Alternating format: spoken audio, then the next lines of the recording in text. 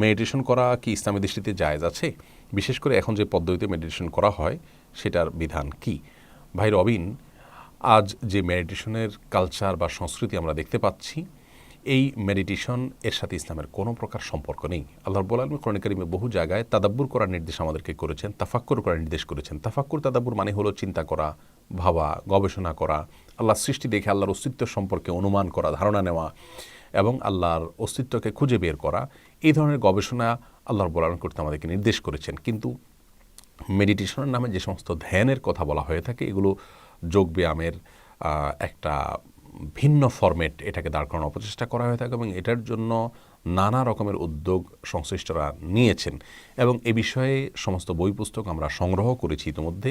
ইনশাআল্লাহ বিদনিল্লাহ আমরা এ বিষয়ে পড়াশোনা করে আপনাদেরকে বিস্তারিত জানাতে পারবো। তবে যেটুকু আমরা ইতিমধ্যে নিশ্চিত হয়েছি তাহলে এই সমস্ত মেডিটেশনের সাথে ইসলামের কোনো সম্পর্ক নেই। এগুলো ধীরে ধীরে মানুষকে বরং ইসলাম থেকে অত্যন্ত কৌশলে বের করে ফেলে এবং যোগব্যায়ামকে ভিন্নভাবে, ভিন্ন ফরম্যাটে মানুষকে গেলানোর চেষ্টা করা হয়ে থাকে। এগুলোতে অনেকে আপাত দৃষ্টিতে উপকার পাচ্ছেন এবং উপকার প্রত্যক্ষ করছেন, এমন বহু মানুষের সাথে ব্যক্তিগতভাবে আমরা কথা বলেছি। তো কুফুরি এবং অনইসলামিক অনেক পদ্ধতিতে মানুষ খুব দ্রুত উপকার লাভ করেন। এটি আল্লাহ তাআলার পক্ষ থেকে একটা বড় পরীক্ষা যে মানুষ ভুল পথে বিপথে চলে যান কি না। আল্লাহ তাআলা আমাদেরকে কোরআন ও সুন্নাহর পথে নবী করিম সাল্লাল্লাহু আলাইহি সাল্লাম যা করেছেন, যা বলেছেন সেগুলো স্পষ্ট কোরআন হাদিসে রয়েছে, শুধুমাত্র সেগুলোর পথেই যেন আমরা পরিচালিত হই, সেই তৌফিক দান করুন।